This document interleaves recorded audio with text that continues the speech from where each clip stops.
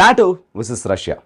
இந்த ஒரு டாபிக் பேசணும் இல்லை இந்த ஒரு விஷயத்தை பேசணும்னா முதல்ல எடுத்ததும் நம்மளோட மைண்டுக்கு வருது இல்லை முதல்ல அந்த விஷயத்தை பற்றி பேசுனாலே வருது அமெரிக்கா. ஏன்னா அமெரிக்கா இல்லாத நாட்டோன்றது குண்டு இல்லாத ஒரு துப்பாக்கி மாதிரி தான்.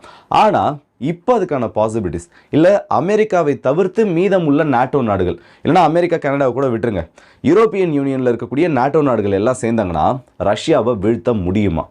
அதுக்கான பாசிபிலிட்டிஸ் இருக்கா? இல்லை இதுக்கு பின்னாடி என்ன தான் பிரச்சனைகள் இருக்குது? அது ஒரு அனாலிசிஸ் மாதிரி தான் இந்த ஒரு வீடியோவில் பார்க்க போகிறோம். ஏன்னா இப்போ இருக்கக்கூடிய டென்ஷன்ஸ் எல்லாத்தையும் பார்க்குறப்போ இன்கேஸ் அமெரிக்கா வரலனா உண்மையிலேயே நாட்டோன்றது அவ்வளோ ஸ்ட்ராங்கான ஒரு அமைப்பா? அவங்களால ரஷ்யாவை எதிர்த்து போராட்டத்தை நடத்தணும்னா எவ்வளவு நாட்கள் அந்த போராட்டத்தை இவங்களால கொண்டு போக முடியும்? ஸோ வாங்க வீடியோக்குள்ளே போயிடலாம். நான் உங்களை கேத்தாம பக்ஷம் டிபி ட்ரெண்டிங்ஸ்.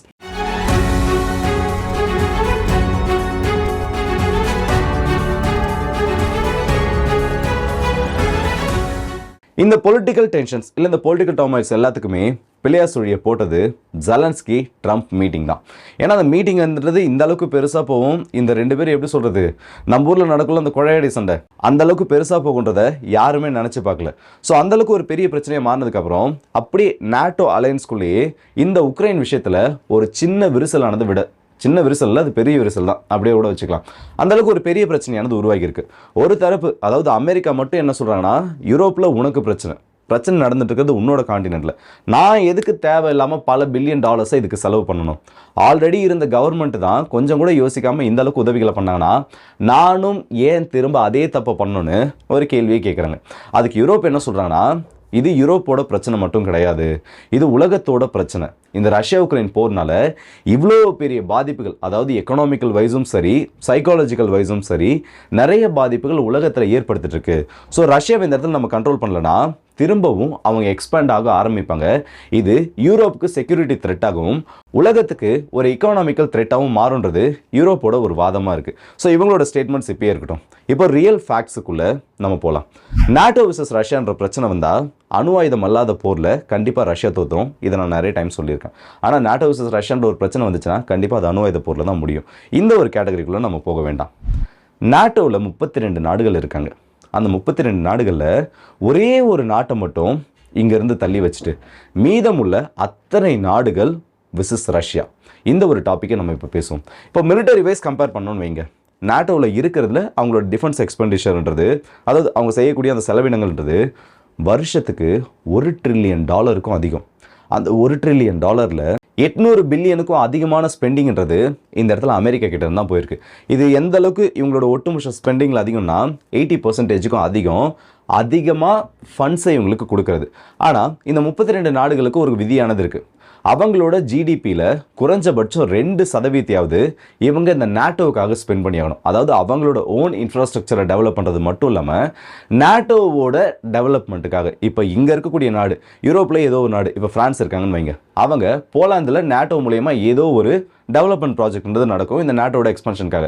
அந்த இடத்துல ஏதாச்சும் ஒரு ரேடார் ஸ்டேஷனை கட்டுறது, இல்லை அந்த இடத்துல ஏதாச்சும் ஒரு முக்கியமான போர்ட்டை கட்டுறது, நாட்டோட கமாண்டை கீழே கட்டுறது, அதுக்கான ஃபண்டையும் இவங்க கொடுத்தாகணும். இப்படி தான் நாட்டோட அந்த செயின்ன்றது, நாட்டோட அந்த கமாண்ட் செயின்ன்றது ஒர்க் ஆகிட்டு இருக்கு. இப்போ இந்த அளவுக்கு உதவிகள் கொடுக்கக்கூடிய அமெரிக்கா இந்த ஒரு ப்ராஜெக்டை விட்டு வெளியில் போயிட்டாங்க. இல்லை இந்த ஒரு ப்ராஜெக்டில் இருக்காங்க, ஆனால் இவங்களுக்கு தேவையான உதவிகளை கொடுக்கலனா அப்படியே இவங்களோட ஒட்டுமொத்த டிஃபென்ஸ் ஸ்பெண்டிங்ன்றது $10 இல்லை $8 பிடிங்கிட்டு வெறும் $2 வச்சு நீ சமாளிக்கணுன்ற அளவுக்கு வந்துடும். இப்போ இவங்களோட உதவிகளை பொறுத்த வரைக்கும் நாட்டோவில் இருக்கவங்க இந்த பிரச்சனை வரதுக்கு காரணமே உக்ரைனுக்கான உதவிகள் தான். யார் எவ்வளோ உதவிகளை பண்ணியிருக்காங்க? அமெரிக்கா ஒரு 160 பில்லியன் கொடுத்துருக்கதா சொல்லியிருக்காங்க. மொத்த உதவிகளும் சேர்த்துனா 300 பில்லியனும் தாண்டிடுச்சுன்னு சொல்கிறாங்க. இப்போ யூரோப்பியன் யூனியனில் யார் எவ்வளோ தான் கொடுத்துருக்காங்க அந்த ஒரு லிஸ்ட் எடுத்து பார்த்தோன்னா ஜெர்மனி இதில் வந்து ரொம்ப டாப்பில் இருக்காங்கன்னே சொல்லலாம். $18 பில்லியன் இது வரைக்கும் யுக்ரைனுக்காக கொடுத்துருக்காங்க. இதுக்கு அடுத்தபடியாக யூகே, இவங்க வந்து யூரோப்பியன் யூனியன்லேயே கிடையாது, இருந்தாலும் இவங்க ஒரு $15.4 பில்லியன் கொடுத்துருக்காங்க நேரடியாக. Denmark 8.4 billion, Netherlands 7.7 billion, Sweden 5.7 billion, France 5.1 billion, Canada ஒரு $8.7 பில்லியன். அது மட்டும் இல்லாமல் யூரோப்பியன் யூனியன்லேயும் அல்லாத நாட்டோவிலையும் அல்லாத ஜப்பான் $11 பில்லியன் இந்த உக்ரைனுக்கு இது வரைக்கும் உதவிகளாக கொடுத்துருக்காங்க. ஸோ இந்த அளவுக்கு உதவிகளை பண்ணியிருக்காங்கன்னா அவங்களுக்கான செக்யூரிட்டி த்ரெட்ஸ் அந்த அளவுக்கு இருக்குன்னு காரணம். ஏன்னா யூரோப்பியன் யூனியன்லேயோ இல்லை நாட்டோவில் இருக்கக்கூடிய ஏதோ ஒரு நாடு உதவி பண்ணுறது வேறு. ஆனால் சம்மந்தமே இல்லாமல் ஜப்பான் இந்த இடத்துல உள்ளே வராங்கன்னா ரஷ்யானால் அவங்களுக்கும் சில த்ரெட்டுன்றது இருக்குது. ஜப்பானுக்கு இவங்களால் மட்டும் இல்லாமல் நார்த் கொரியாவாலையும் த்ரெட் இருக்குது. ஸோ இவங்க உதவிகள் உள்ளே வரப்பவே இது தெளிவான ஒரு கேமாக மாறிடும். All European and NATO anti Russian countries அதாவது ரஷ்யாவுக்கு எதிராக இருக்கக்கூடிய அத்தனை நாடுகளும் யூரோப்பியன் யூனியனில் இருக்கக்கூடிய நாடுகள் விசஸ் ரஷ்யான்ற ஒரு கேமுக்குள்ளே இது வரும். நாளைக்கே வந்து அமெரிக்கா அவங்களோட சப்போர்ட்டை வாபஸ் வாங்கிட்டாங்க, நான் நேட்டோக்குள்ளே இருக்கேன், ஆனால் இந்த ஆர்டிகல் 5 வந்து ப்ரொவோக் பண்ணுற மாதிரி இந்த இடத்துல எதையுமே நான் பண்ண போகிறது கிடையாது, நீங்கள் உங்களுக்குள்ள பிரச்சனை நீங்களே பார்த்துக்கோங்க, ஏன்னா பிரச்சனை நடந்துட்டு இருக்குது யூரோப்பியன் கான்டினென்ட்லன்னு வெளியே தள்ளி போயிட்டாங்கன்னா இவங்களால எந்த அளவுக்கு இந்த போரை கொண்டு போக முடியும்? இந்த ஒரு கால்குலேஷன் நமக்கு புரியும்னா இந்த ரெண்டு தரப்பையும் ஒட்டு மொத்தமாக ஐரோப்பிய ஒன்றியத்தில் இருக்கக்கூடிய அத்தனை நாடுகளும், நாட்டோ நாடுகள் மட்டும் கிடையாது, யூரோப்பியன் யூனியனில் பார்த்தோன்னா நிறைய நாடுகள் இருக்காங்க, அந்த எல்லா நாடுகளையும் தராசில் ஒரு பக்கம் வச்சுட்டு ரஷ்யாவை இந்த பக்கம், அதாவது 2025 லேட்டஸ்ட் டேட்டா அப்படி கணக்கு பண்ணி பார்த்தோன்னா யாருக்கிட்ட எவ்வளோ பேர் இருக்காங்க? ஏன்னா ரஷ்யாவுக்கு ஏகப்பட்ட லாசஸ் இந்த உக்ரைன் போரில். அப்படி இருந்து இவங்களால் இதை சமாளிக்க முடிய மாட்டதுக்கு அந்த டேட்டாஸ் நமக்கு ஃபஸ்ட்டு வேணும். ஸோ அதை ஃபஸ்ட்டு பார்த்து முடிச்சிடுவோம். இந்த ரஷ்யா உக்ரைன் போரில் இப்போ வந்து latest Russian military reserves and active சோல்ஜர்ஸை பார்த்தோன்னா இவங்க கிட்ட யூரோப்பியன் யூனியன்ல 12,98,969 நபர்கள் எதிராக யூரோப்பியன் யூனியன்ல இருக்காங்க. ஆனால் ரஷ்யா கிட்ட ஆக்டிவா இருக்கக்கூடிய நபர்களோட எண்ணிக்கை அவங்களோட அந்த சிவியர் லாசஸ் எல்லாம் தாண்டி 10 லட்சம் நபர்கள் மட்டும்தான். ரிசர்வ் பர்சனல்ஸை பொறுத்த வரைக்கும் ஓவரால் யூரோப்பியன் யூனியன்ல ஒரு 17,50,000 நபர்களும் ரஷ்யா கிட்ட 20 லட்சம் நபர்களும் இருக்காங்க. பீரங்கிகளை பொறுத்த வரைக்கும் ஐரோப்பிய ஒன்றியத்தில் இருக்கக்கூடிய நாடுகளில் 4,377 பீரங்கிகளும் ரஷ்யா கிட்ட 12,267 பீரங்கிகளும். அது மட்டும் இல்லாமல் ஆர்மர் வெஹிக்கிள்ஸை பொறுத்த வரைக்கும் யூரோப்பியன் யூனியனில் ஒரு 30,000ம் ரஷ்யா கிட்ட ஒரு 24,000த்துக்கு அதிகமான வாகனங்களும், ஆர்ட்லரியில் யூரோப்பியன் யூனியனில் ஒரு 6,000ம் ரஷ்யா கிட்ட 18,286க்கும் அதிகமான ஆர்ட்லரி யூனிட்ஸும் இருக்குது. செல்ஃப் ப்ரொபல்ட் ஆர்ட்லரி பொறுத்த வரைக்கும் ஒரு 1,900 யூரோப்பியன் யூனியன்லையும் ரஷ்யா கிட்ட 6,000த்துக்கும் அதிகமானதும் இருக்குது. இந்த மாதிரி நிறைய நம்ம டோட்டல் ஏர்க்ராஃப்டோட லிஸ்ட் எடுத்தோன்னா யூரோப்பியன் யூனியனில் ஒரு 5,300 ஏர்க்ராஃப்ட்ஸ் டோட்டலாக, டிரான்ஸ்போர்ட் விமானங்கள், ரீஃபியூலர் விமானங்கள், அட்டாக் ஏர்க்ராஃப்ட், ஃபைட்டர் ஜெட்டுன்னு சொல்லிட்டு இது எல்லாத்தையும் சேர்த்து வச்சு யூரோப்பியன் யூனியனில் ஒரு 5,300 இருக்குது. ரஷ்யா கிட்ட ஒரு 4,418 விமானங்கள் ஒட்டு மொத்தமாக சேர்த்து இவங்க கிட்ட இருக்குது. ஹெலிகாப்டர்ஸை பொறுத்த வரைக்கும் யூரோப்பியன் யூனியனில் 2,300, ரஷ்யா கிட்ட 1,600. நாவல் வெசல்ஸை பொறுத்த வரைக்கும் டோட்டலாக யூரோப்பியன் யூனியனில் 1,385, ரஷ்யா கிட்ட 653 இருக்குது. ஏர்க்ராஃப்ட் கேரியர்ஸ் ரஷ்யா கிட்ட ஒன்று மட்டும்தான், யூகே ஓடுதும் சேர்த்து யூரோப்பியன் யூனியனில் 3 இருக்குது. இந்த இடத்துல நான் ஏன் யூகேவையும் சேர்த்து சொல்கிறேன்னா யூரோப்பியன் யூனியனில் யூகே கிடையாது, அவங்களோட ஏர்க்ராஃப்ட் கேரியரும் சேர்த்துமே ஒட்டுமொத்த யூரோப்பியன் யூனியனில் வெறும் 3 ஏர்க்ராஃப்ட் கேரியர் மட்டும்தான் இருக்குது.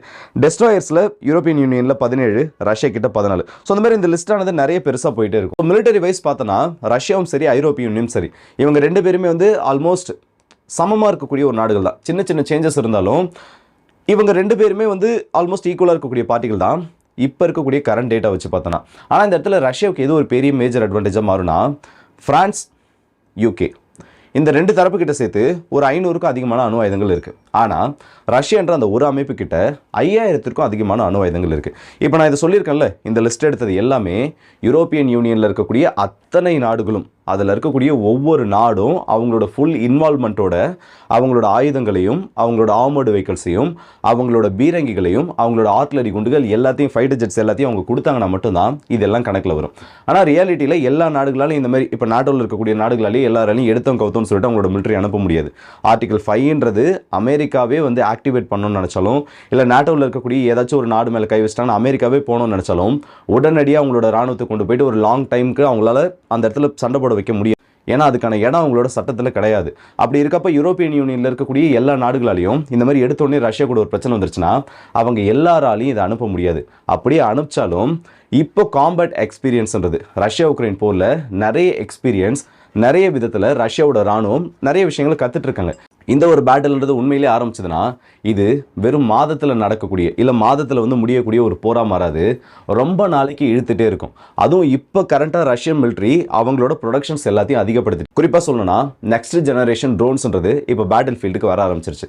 அவங்களோட ஆர்ட்லரி குண்டுகளாக இருக்கட்டும், போன ஒரு வருஷத்தில் மட்டும் 1,800 பீரங்கிகளை, பழைய ஸ்டாக்கில் இருந்த பீரங்கிகளை ரீஃபர்பிஷ் பண்ணதும் கூடவே சேர்த்து புது பீரங்கிகளை உருவாக்கணும்னு சொல்லிட்டு இந்த அளவுக்கு அதிகமான ஆயுதங்களை ரஷ்யா உருவாக்கியிருக்காங்க.